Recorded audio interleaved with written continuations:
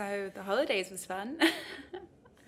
I am back in America, back in Miami, and I feel good, you guys. I feel just light. I feel very sleepy. I think I'm still very jet lagged. My body's not quite assimilated again to being on East Coast time, but I'm just very grateful to be here, very happy to be back, and I am looking forward to the new reading year, which is really exciting. I definitely intended to film while I was back in the UK, and I feel this is kind of like a running commentary in my videos where I'm like, oh, I intended to film and I didn't.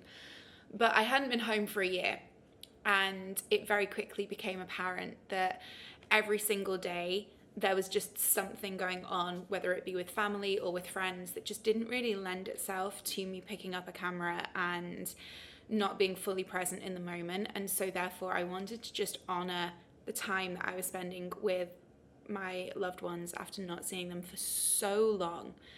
And so that's why I didn't end up filming anything.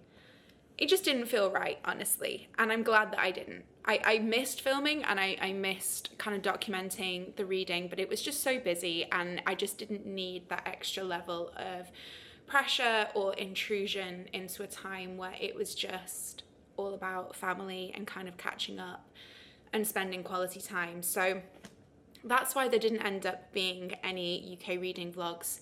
And I was looking forward to kind of filming some videos where I was reunited with my obscene TBR pile, but then actually upon arriving back in the UK, I realized that my TBR pile in the US is considerably worse. So that, I guess, kind of leads me to the first section of this video today, where I'm talking to you about my reading plans for January. And generally my reading plans for the year. So one of my big goals this year is to spend less on books until I have finished the books that I have here already, because I'm pretty sure now with the books that I got for Christmas and the books that I bought while I was back in the UK, I feel like my TBR pile is probably closer to 200 now.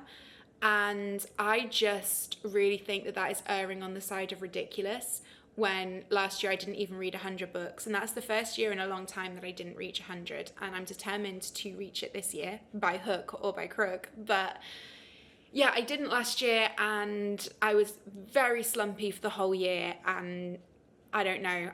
I got home on Sunday and looked at this pile of books, and I felt unbelievably overwhelmed by them. And when I was trying to put together my TBR for this month, I felt very overwhelmed as well with which book should I choose, what do I want to read, and all of that kind of stuff. So I'm really just limiting myself until I've made a big dent in the TBR stack. I'm limiting myself to only releases that I've been eagerly anticipating. So for example, this month we have Onyx Storm, of course, on the 21st. And we also have Grady Hendrix's new book, which the name escapes me at the moment, but that also comes out, I think, on the 25th. So I have both of those books on pre-order, and I will try to read both of them this month when they come in. Onyx Storm in particular, because I don't trust TikTok not to spoil everything for me. But aside from that and my Book of the Month subscription, I'm really not intending on hauling a great amount of books. At least in the first kind of quarter of the year, I want to really focus on getting through the stack before we start adding more to it. That being said, I do also have a routine where every time I travel at the airport, I buy a book. And my problem with travel is that it becomes like a, oh, your flights land safely because you bought a book kind of superstition when I get to the airport.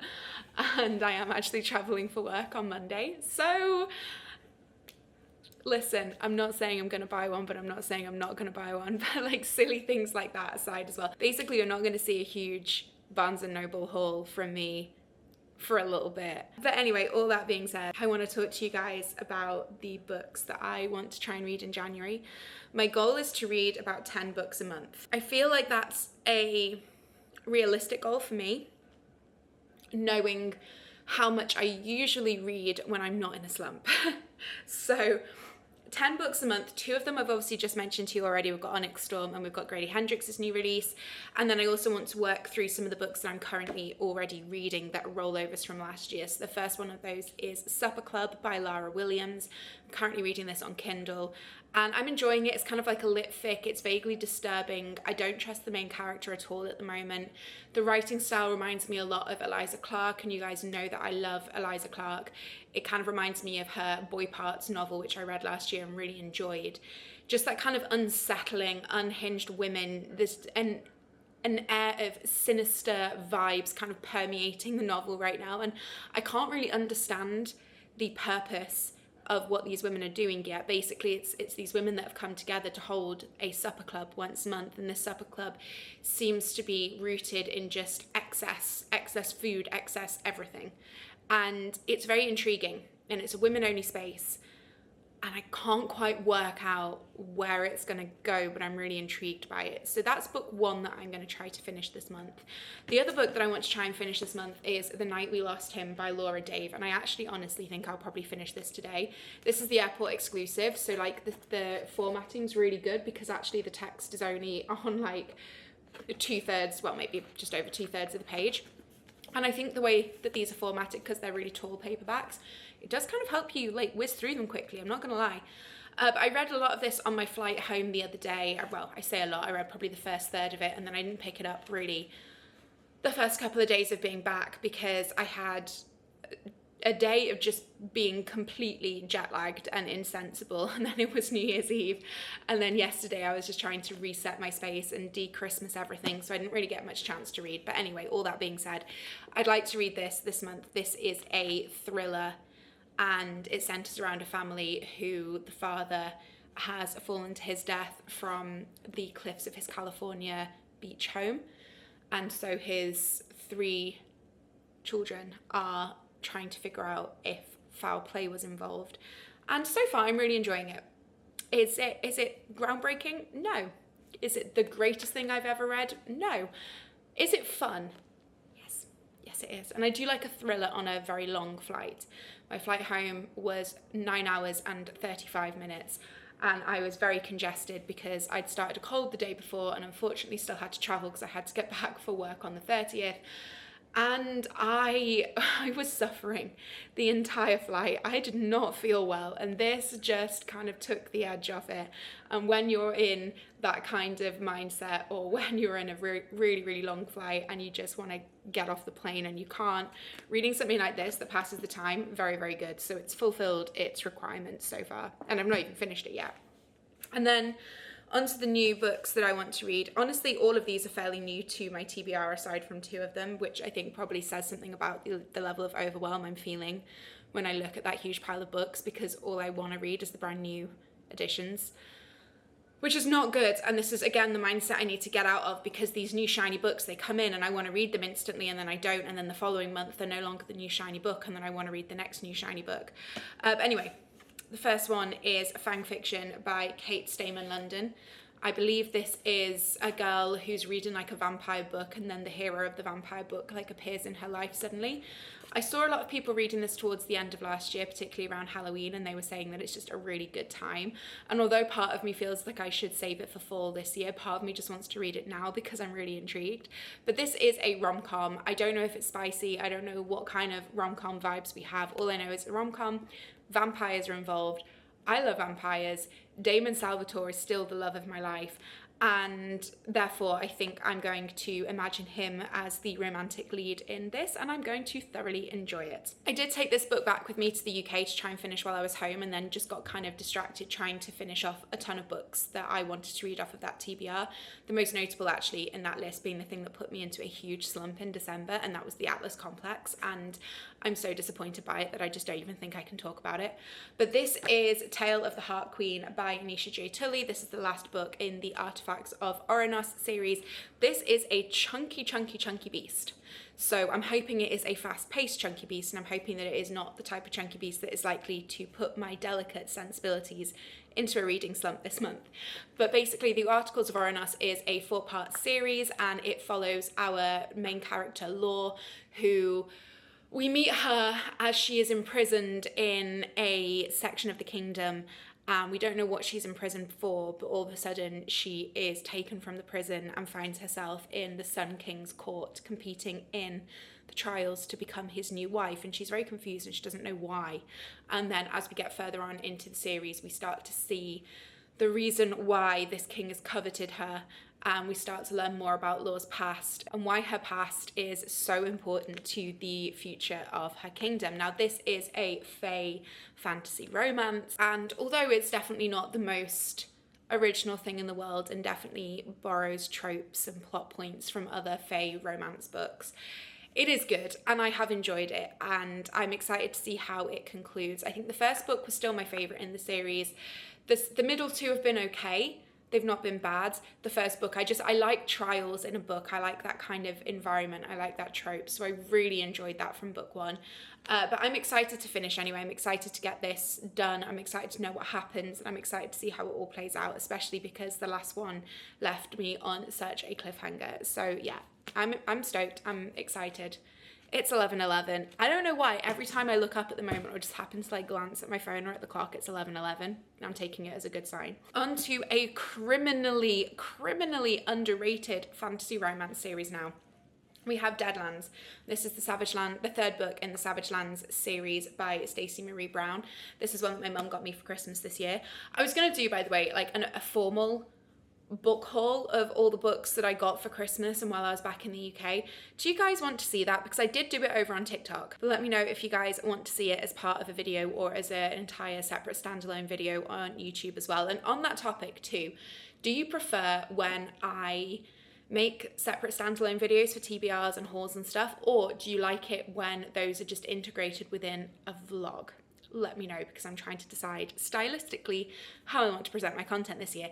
Anyway, this is Deadlands. This is book 3 in the Savage Lands series, and this is, like I say, another kind of fae fantasy romance, and this one is set in a very dystopian urban environment, which I really enjoyed. So it's actually set in like a dystopian version of Budapest, and I don't even know honestly how to go about describing this book series, but the first book is set in like a maximum security prison where the prisoners are made to kind of fight each other to the death. It's so good. I was hooked. I was shook. I thoroughly enjoyed it, and then for some reason it took me forever to pick up book 2, but then I did towards the end of last year, and it like kind of cured my reading slump. I read the whole thing in 24 hours. So I put book 3 on my Christmas list because I really want to finish this series this year. I have heard that the last book in the series is a bit of a letdown, but that like every book leading up to the last one is really good. And I think this is like either a 6 or an 8-part series. I can't remember. So there's a lot of books to get through. I'm really excited to read this one. The last one, again, also left off on a cliffhanger, and we're just being introduced to this whole new subset of characters that we didn't know existed before, and I'm really intrigued to see kind of what the author does with this and how everyone's going to be interlinked and how all the different plot points are going to kind of come together. So I'm really excited for this one. Another one that my mum bought me for Christmas, this is Shark Heart by Emily Habbock. I've heard so many incredible things about this over the last year, and I've been really wanting to pick it up. But I specifically wanted the UK paperback edition instead of the US one because I just much prefer the look of this. So again, this ended up going on my Christmas list. This is about a guy who gets this very rare medical condition which turns him into a shark. And then he has to adapt to life as a shark. When I first heard the synopsis of this book, I was really unsure. And then I saw more and more people talking about it and how emotional it is and how it's like a very beautiful depiction of love. And suddenly I got very interested. And now I'm really intrigued to read it. I don't know if it's like a dual POV or if it's just kind of concerning the main character, but I noticed from the synopsis as well that there's a bit of a mention of his wife and her having to come to terms with the change in her husband's circumstances, and I just think that's so interesting. So I'm definitely intrigued to read this and to kind of figure out why it's such an emotional roller coaster, but I'm excited. Listen, if anything, you guys know I love a good cry. So last year I read my first Claire Keegan book. I read So Late in the Day and I really enjoyed it. It was a tiny little 50-page vignette, but it was so incredibly emotionally powerful. And I've been wanting to pick up another Claire Keegan for a while and I hadn't decided which one. And then anyway, I was in Waterstones and I decided to pick up Small Things Like These. It's another shorty, and I believe this has also been adapted to, is it a Prime TV show, I think? So I will probably be watching that after I've read it to see if it lives up to expectations. But I don't know anything about the plot with this. I've heard someone say this concerns the laundries in Ireland, so that could be a huge part of the plot or a subset of the plot. I don't really know. But I'm excited anyway because I really love this woman's writing, and I love how she so beautifully manages to convey very deep emotion and very subtle emotion as well. That was one thing that really shocked me about So Late in the Day, because it was such a small book, but there were so many subtleties and it was so incredibly well done, and every single word on the page felt so considered and so deliberate. And I have a feeling this is going to be exactly the same. So I'm looking forward to seeing if the same vibe kind of works across multiple novels of hers.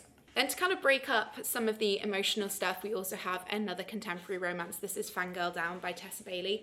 I really like a Tessa Bailey romance, so I just really wanted to read this. I haven't read any of hers for quite some time, and I have another one of hers on my TBR as well, so it's between that and this, but I think the second one in the series has just been released, so yeah.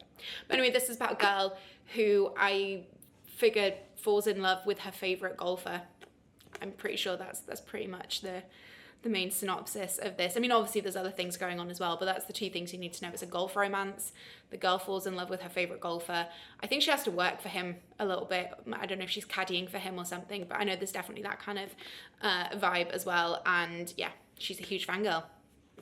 That was a really bad synopsis, wasn't it? Oh my God. And then the last one, I don't really know anything about this. I think this is Witch and Witch Hunter romance, but I'm not 100% sure. But this is Heartless Hunter by Kristen Ciccarelli. I've had this on my TBR for ages. I got it as my book of the month last year, and then for whatever reason just never ended up picking it up. And I'm really excited to now because, again, I've heard so many people talking about this recently, and I've got FOMO, basically. That's what it is. I've got FOMO. I know the second book is being released soon as well. I've seen a few people reading the arc on their reading vlogs recently, and that's also inspired me to pick it up and finally get this read. But yeah, I'm so excited to read this. It's a YA, I think, which is also a rogue choice for me because I don't typically go for YA any longer at my age. Yeah, I'm excited. I'm a little bit nervous because it's YA. I really hope that I like it, but I am definitely curious. I'm definitely excited to read it, and I'm hoping it lives up to expectations. And I don't know if I'm going to turn this into a vlog or if I'm going to turn this, or if I'm going to keep it as like a little sit down video. So just in case I keep it as a sit down video, I hope you guys have enjoyed that. If you have, please give the video a thumbs up. Don't forget to subscribe if you are new. Let me know in the comments below what you are reading in January, and I will see you all in another video very soon. Bye, friends.